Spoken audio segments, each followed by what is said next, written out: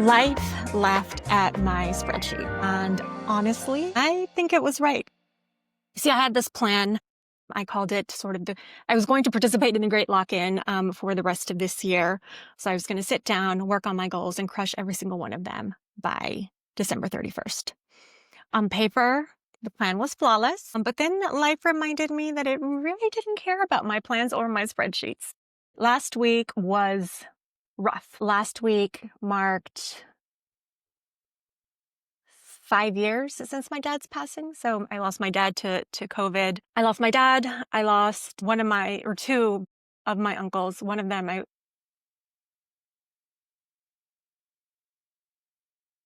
wasn't trying to get emotional just yet. Jesus.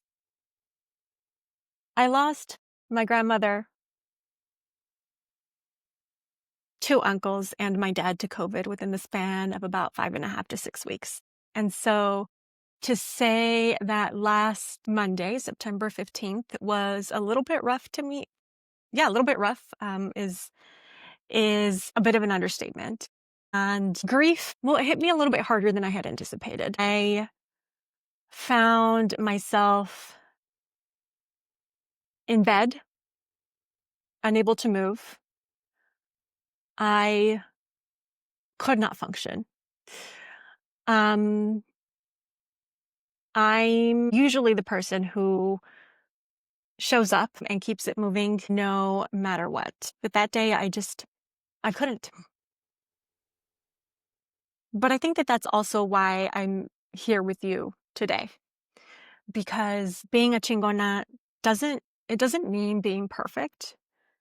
It means showing up and showing up your way. And sometimes that's messy. Sometimes it's teary. And oftentimes it means starting over when you have to. And honestly, Tuesday could have been another bad day. I told you guys that I'm going through this transition period in my life, and when it comes to my career specifically. And I honestly didn't know. I did not know how I was going to make this conference that I had in San Diego work. I was not in the right headspace or heart space, but I knew that I was supposed to moderate a panel and judge a pitch competition. The truth is, I damn near talked myself out of it, and I had not even packed. I mean, I generally I generally am just a very late packer, but it was the morning it was the night before I was supposed to leave, and I had not packed a thing. I had not reviewed any of my notes, and all I really wanted to do was be in bed. There were two reasons that I was able to get on that plane. One of them was my partner, and he was like, "You know what? You have to go. You have to go. You cannot show up. That is not who you are. That is not what you want out of life. So you have to go." And then the second reason was that the community of Latino venture capitalists and the ecosystem that we have been creating over the past 5 to 6 years means everything to me. It is literally what drove me to finish my doctorate. And I have been so fortunate to be a part of this particular community that I could not show up. So, I thank God for my partner. He made sure that I got to the airport on time, and that I had everything that I needed. And so when I got there, I had this really heavy feeling on my chest because not only had I been dealing with the grief of my dad's anniversary, but I was also dealing with the grief of needing to let go of a part of my identity. Um,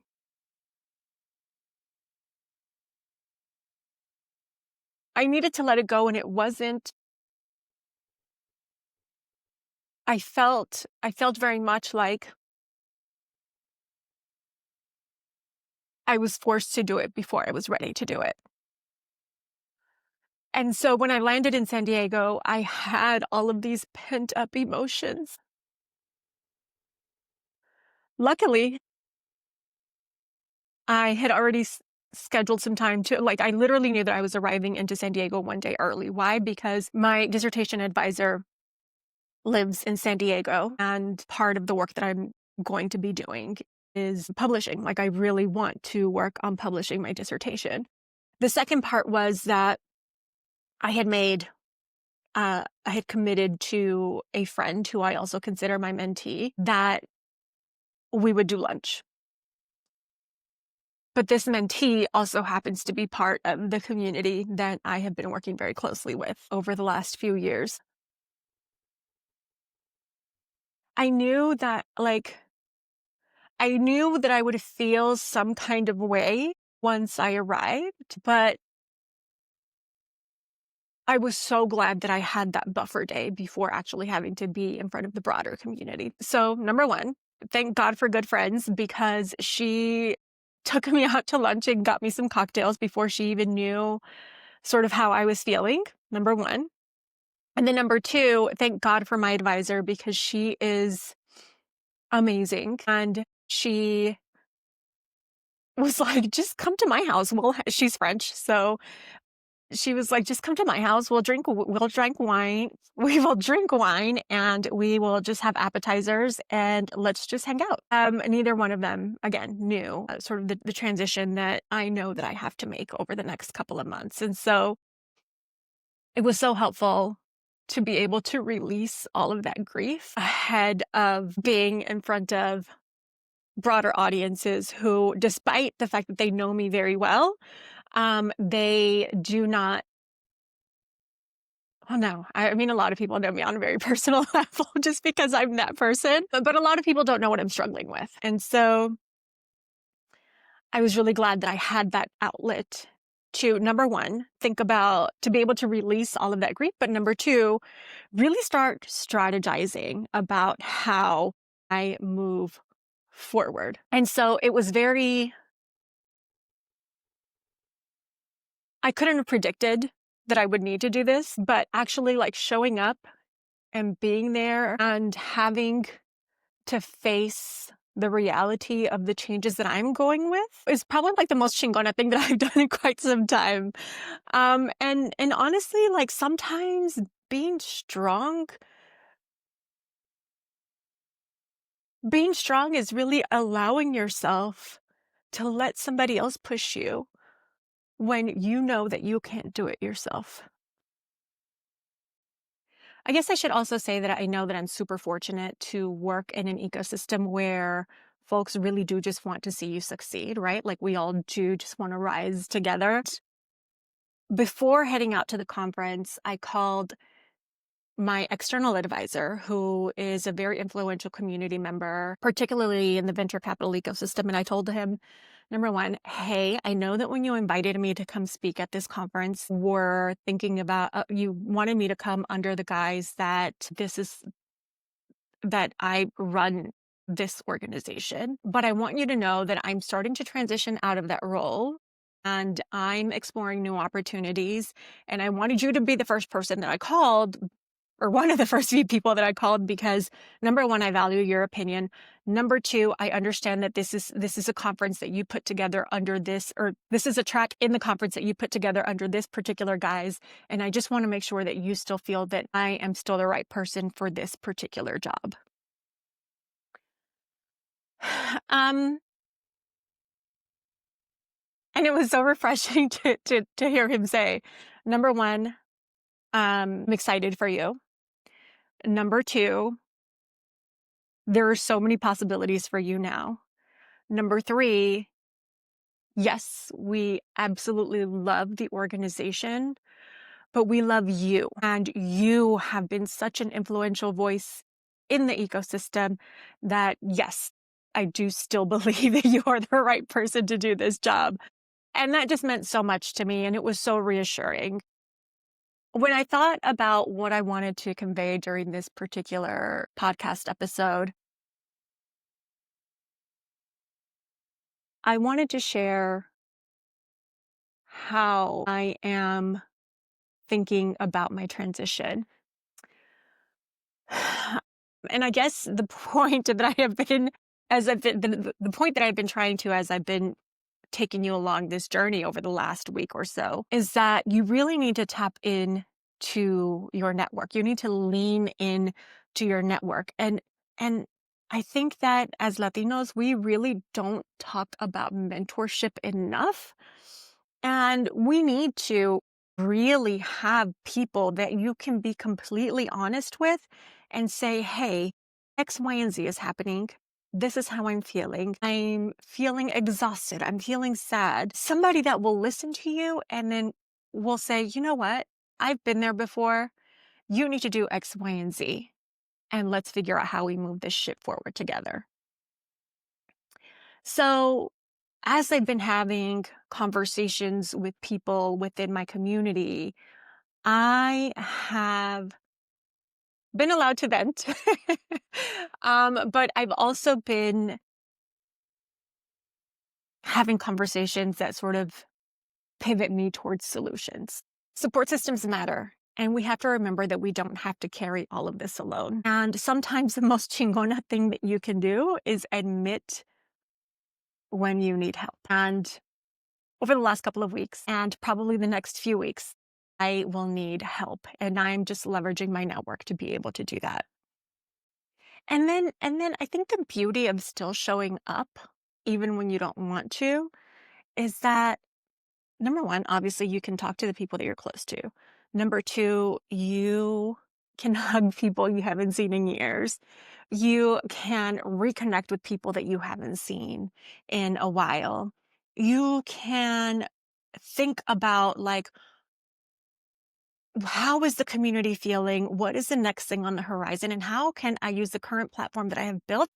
Instead of feeling that overwhelm, I felt inspired. And it really made me think about how can I lean into this particular moment to help me create and build or step into something new. And that's the beauty about some of these conferences within my ecosystem, is that they're not just about panels and pitch competitions. It's about remembering why you belong in the room to begin with.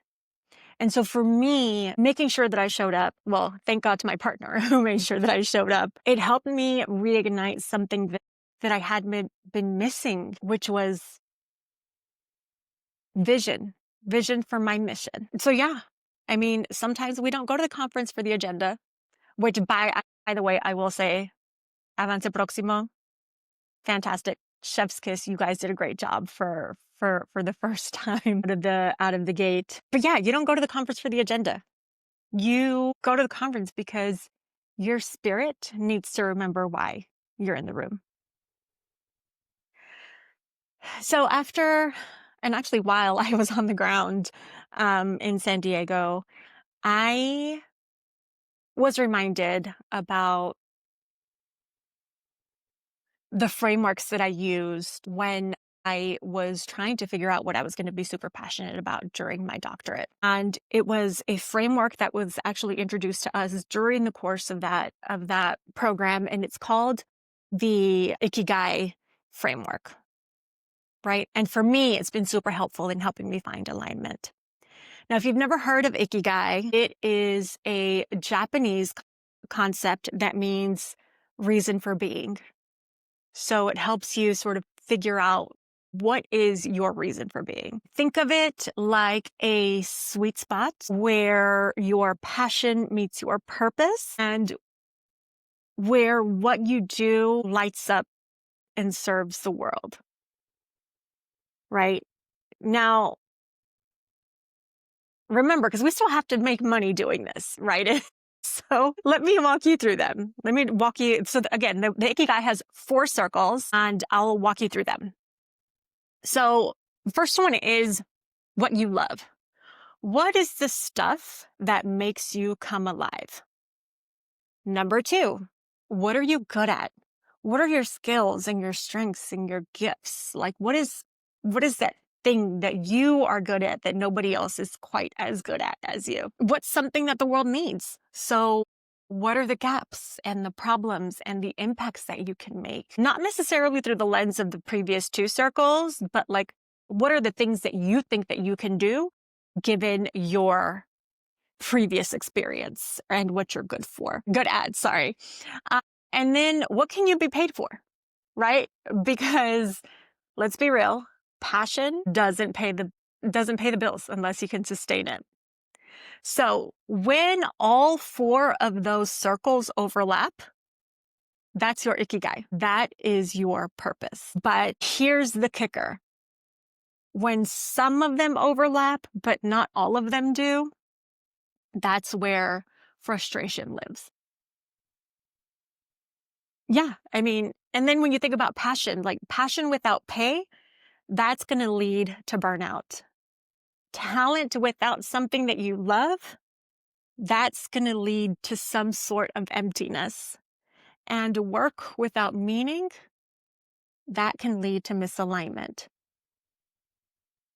And isn't that exactly where so many of us are feeling stuck? So I sat down over the weekend and I mapped out my circles. Um, but I think here is where I need to give you a little bit of context as to what I have been doing for the last 3 years, 3.5 years, 4 years. Don't know. So professionally, I am transitioning out of a role as the executive director of Somos VC.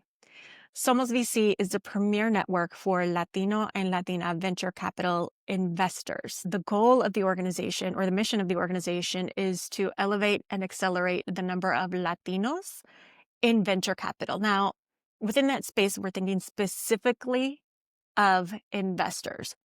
Why investors? Because when you think about what the science shows in terms of how Latino venture capitalists invest, Latino venture capitalists tend to have very more diverse portfolios than non-Hispanic white venture capital funds and or investors. And so I have been working, right. Okay. So then like within the organization, I've been working across 3 pillars. One of them is community, obviously huge, especially because when the organization was first founded, folks only knew, like, it was very uncommon for you to know more than a handful of Latino investors that worked in the same industry as you. So that's community. Number 2 is opportunity. And so when we thought about opportunity as an ecosystem, we really thought about 2 things, which was helping investors who do not have their own funds to stay within their current seats. So we want to bring more people into the ecosystem, and then we want to have the people that are in the ecosystem keep their seats. And then under the opportunity pillar, under the opportunity pillar, we also thought about how do we elevate more emerging managers or people who have funds that are less than $100 million and are within, funds 1 through 3 to access more capital. So how do we increase our assets under management as a cohort? And then the the third pillar was education. And so under education, there was one fellowship for early career professionals who were looking to break into venture capital. This year, we launched our Eleva program, which is also a fellowship program, but for people who are in mid to late career. So a little bit further along in their career that could either go into angel investing or perhaps even start their own funds. And then the third thing under education is, well, now it's 4. The third thing under education was the flagship research that we did as an organization, where we did empirical research to create the benchmark data on the number of Latinos in the venture capital ecosystem, which is 1.6% of the entire ecosystem, right? So when you think about Latino demographics in the US, Latino demographics are 20% in the general population. And in venture capital, the last time that we did the numbers, which is in December of 2023, we were 1.6% of the ecosystem. So 20% relative to 1.6% relative to 20%. And then the last thing that we've sort of been driving since I want to say September, October of last year has been leaning into creating or helping support advocacy and policy, right? So when you think about what we did there, for me, my main goal and my biggest passion was to help what I realized is that I was a lot more passionate about emerging managers and increasing our assets under management as a cohort. Why? Because venture capital is probably the fastest lever that we have as a community to close the wealth gap in the country. It is the fastest way to do it. It is exponential growth. And so that I felt was, I feel is for me, it is where I really wanted to be spending a lot more time. And my master's is in policy analysis. And so for me, policy also has policy and advocacy is something that I'm also super passionate about. And so how do I continue doing this work when I'm also needing to transition out of this role, right? Again, this is something that I'm super passionate about. And so going back to the Ikigai framework and how that worked for me, number one, what is something that I love, right? Again, that's that first circle. I love connecting capital, culture, and community. That is my jam. That is what I want to do. What am I good at? I'm good at ecosystem building. I'm good at advising. I'm good at storytelling. I'm good at analyzing policy. What does the world need? That's that third circle. The world needs pathways of belonging and opportunity. And then what can I be paid for? Right? So I can do advising. I can consult. I can do speaking gigs. I can write. I can continue working on a fund of funds project that I have been very excited about for the last year. And so when it was all laid out and I realized it reminded me of who I am at my best, it reminded me of how I found alignment several years ago when I was trying to figure out what I was going to be doing for my dissertation. What was I going to be doing for my dissertation while raising kids, working a full job, and still somehow feeling energized because I loved what I was building, right? And that was a challenge. And it was a challenge then because I needed to find something that I was going to be super passionate about for at least the next 3 years. But what am I going to be super passionate about now? And that has been the challenge that I have been dealing with. So how do I re-energize myself in the same way to create that same sort of alignment and passion and excitement again? Yeah. And so I just want to remind you, right? If we go back to how we think about the Ikigai, passion without pay is burnout. Talent without love is emptiness. Work without meaning is misalignment. And so that sweet spot is Ikigai. So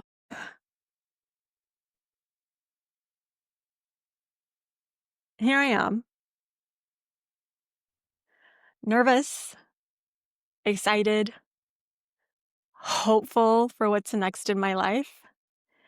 I know that this next chapter depends on two things, right?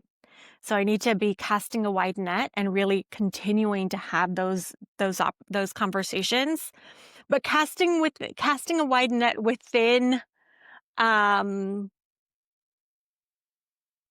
casting a wide net, like keeping intentionality of what I can actually commit to. Because alignment isn't about doing everything, although trust me when I tell you that I do want to do everything, but it's about choosing the things that light you up but also help you deliver on that promise, not just to yourself, but to your community. And so, yeah, if you haven't checked out the Ikigai system yet, I will drop the link. I will drop the link in the description of how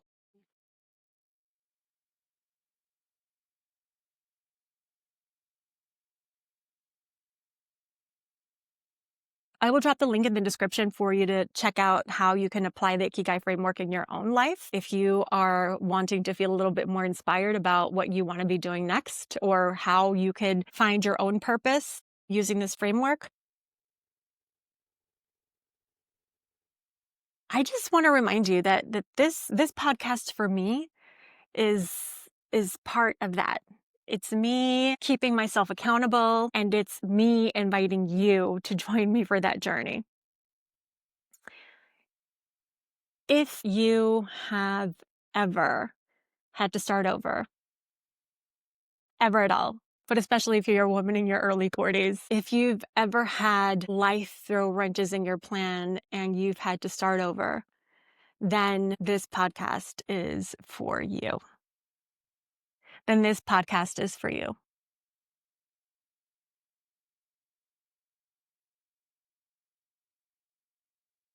Being a chingona is not about being perfect. It's about showing up. It's about being resilient. It's about laughing when you fall. And it's starting again, even with more conviction and more courage.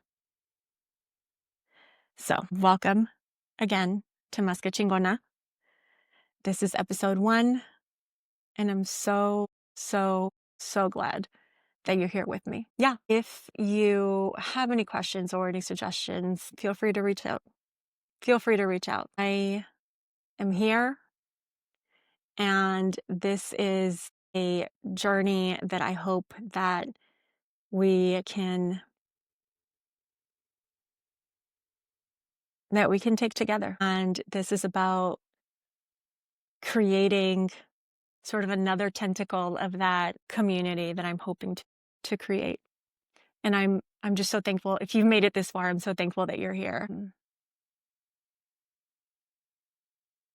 Yeah, I think that's it. I'll see you guys la próxima semana. La próxima semana. So if you're wondering what's ahead, in the next several episodes, we will be diving a little bit further into how I am implementing what I have discovered, or I have what what I have rediscovered using the Ikigai framework, and how I'm implementing those things into my career. Did that make sense? I don't know. I don't know if it did, but I'll see you guys next week.